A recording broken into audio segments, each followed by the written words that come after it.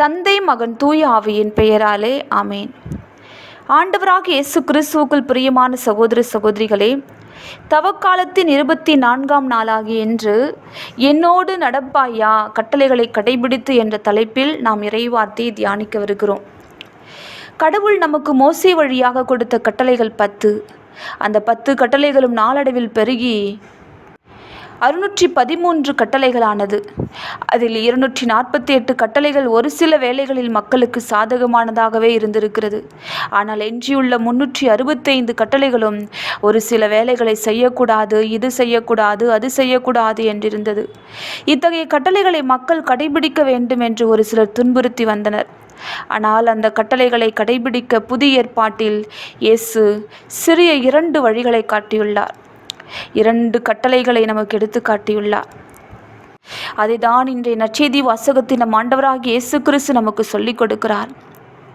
மறைநூல் அறிஞர் ஒருவர் அவரை அணுகி வந்து அனைத்திலும் முதன்மையான கட்டளை எது என்று கேட்டபொழுது, இஸ்ராயலை கேள், நம் ஆண்டவராகிய கடவுள் ஒருவரே, உன் முழு இதயத்தோடும், முழு உள்ளத்தோடும், முழு மனதோடும், முழு ஆற்றலோடும் உன் ஆண்டவராகிய கடவுளிடம் அன்பு கூர்வாயாக. உன் மீது நீ அன்பு கூறுவது போல உனக்கு அடுத்தப்பவர் மீதும் அன்பு கூர்வாயாக என்று சொல்லி 2 கட்டளைகளை மார்க்கு நற்செய்தி 12ஆம் அதிகாரம் 29, 30, 31 வசனங்களில் இன்றைய நாளில் நம் ஆண்டவராகிய இயேசு கிறிஸ்து நமக்கு சொல்லிக் கொடுக்கிறார். இந்த 2 கட்டளைகளையும் கூட கடைபிடிக்க நம்மால் முடியாது என்பதை உணர்ந்த இயேசு 2ஐயும் சுருக்கி ஒரே கட்டளையாக கொடுக்கிறார். யோவான் நற்செய்தி 13ஆம் அதிகாரம் 34வது வசனத்தில், ஒருவர் மற்றவரிடம் அன்பு செலுத்துங்கள் என்னும் புதிய கட்டளை நான் உங்களுக்கு கொடுக்கிறேன். நான் உங்களிடம் அன்பு செலுத்தியது போல நீங்களும் ஒருவர் மற்றவரிடம் அன்பு செலுத்துங்கள். நாம் மற்றவரிடம் அன்பு செலுத்தும் பொழுது அது தெய்வீக அன்பாக மாறுகிறது. ஆம், எனக்கு பிரியமான சகோதர சகோதரிகளே, முதன்மையான கட்டளை எது? அன்பு. சரி, 2வது இடத்தில் உள்ள கட்டளை எது? அன்பு. அதுவும் சரி. 3வது இடத்தில் உள்ள கட்டளை எது? அதுவும் அன்பு செய்வது. எல்லா கட்டளைகளுக்கும் மூலம், ஆதாரம், அடிப்படை அன்புதான். எனவேதான் எல்லா கட்டளைகளையும் நம் ஆண்டவராக இயேசு கிறிஸ்து சுருக்கி 2 கட்டளையாக்கி அதை மீண்டும் ஒரே கட்டளையாக, புதிய கட்டளையாக கொடுத்திருக்கிறார். அன்பு இல்லாத ஒரு கிறிஸ்துவ வாழ்க்கை அர்த்தமற்ற வாழ்க்கை. அன்பு இல்லாத கிறிஸ்துவ குடும்பம் உண்மையான கிறிஸ்துவ வாழ்க்கை வாழ முடியாது.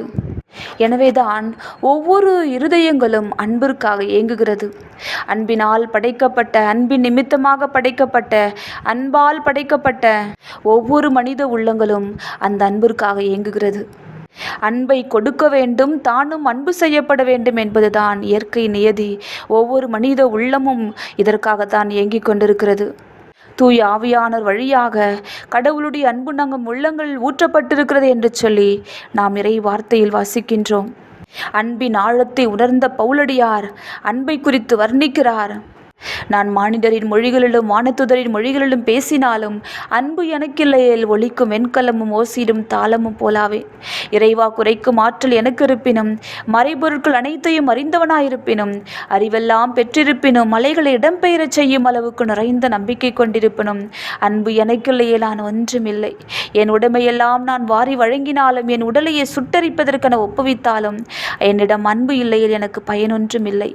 அன்பு பொறுமையுள்ளது, நன்மை செய்யும், பொறாமைப்படாது, தற்புகழ்ச்சி கொள்ளாது, இருமாப்பு அடையாது, அன்பு இழிவானதை செய்யாது, தன்னலம் நாடாது, எரிச்சலுக்கு இடம் கொடாது, தீங்கு நினையாது.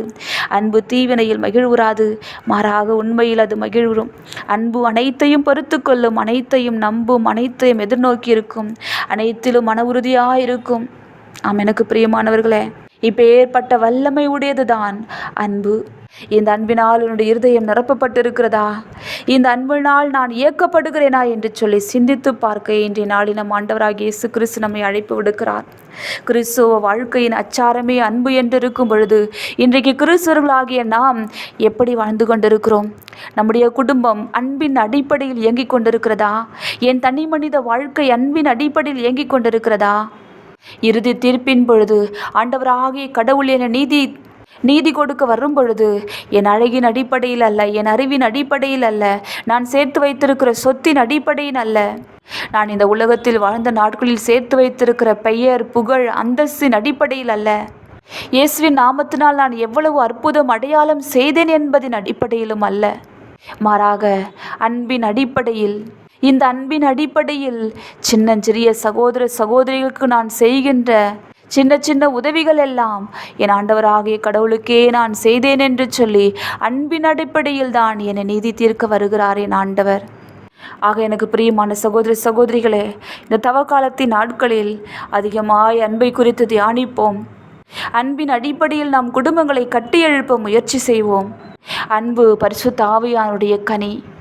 அன்பினால் நம்முடைய இருதயம் நிரப்பப்படும் பொழுது நம்முடைய குடும்ப வாழ்வு ஒரு பரலோகமாய் மாறும். இன்று நம்முடைய வாழ்க்கையின் அநேக பிரச்சனைகளுக்கு, அதிலும் குறிப்பாக குடும்ப வாழ்க்கையில் கணவன் மனைவிக்கிடையே, பெற்றோர் பிள்ளைகளுக்கிடையே இருக்கிற பிரச்சனைகளுக்கு காரணம் அன்பு இல்லாமைதான். விட்டு கொடுக்க முடியவில்லை, மன்னிக்க முடியவில்லை. அடுத்தவர்கள் இருப்பது போல அவர்கள் பலவீனங்களோடு, அவர்கள் குற்றம் குறைகளோடு நம்மால் ஏற்றுக்கொள்ள முடிவதில்லை. குறைகளை மட்டுமே கண்டு கண்டு, தீர்ப்பு மட்டுமே கூறி கூறி சகோதர சகோதரிகளுக்குள்ள நிறைவை காண முடியாமல் போவதற்கு காரணம் அன்பு இல்லாமைதான். திருமணமாகி 1-2 ஆண்டுகள் ஆகி கூட திருமணத்தினுடைய மேன்மையை உணர்ந்து கொள்ள முடியாமல் விவாகரத்து வரைக்கும் சென்றிருக்கும் எத்தனை இளந்தம்பதியர்களை என்று நம்முடைய சமுதாயத்தில் பார்க்கிறோம். வெறும் பணத்திற்காக மட்டுமே பழகிவிட்டு உறவின் மேன்மையை உணர்ந்து கொள்ள முடியாமல் உறவுகளை உதாசீனப்படுத்துகிற கூட்டம் இன்றைக்கு நம்மில் எத்தனை பேர்?